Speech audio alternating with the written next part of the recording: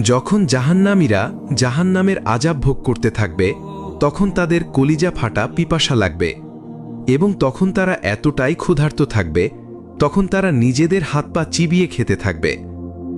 কিন্তু তখন তাদেরকে খেতে দেওয়া হবে এক ভয়ঙ্কর ফল। সেই ফলের আকৃতি হবে শয়তানের মাথার মতো এবং স্বাদ হবে অত্যন্ত তিতা ও কাঁটাযুক্ত।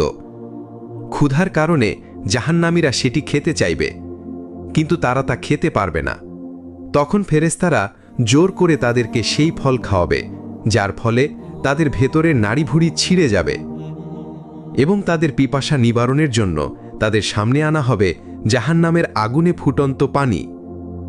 তারা এতটাই পিপাসায় কাতর থাকবে যে কিছু না ভেবেই সেই পানি পান করবে, কিন্তু সেই ফুটন্ত পানি তাদের ভেতরের অঙ্গপ্রত্যঙ্গগুলো ছিদ্র করে ফেলবে। হে আল্লাহ, আমাদের জাহান্নাম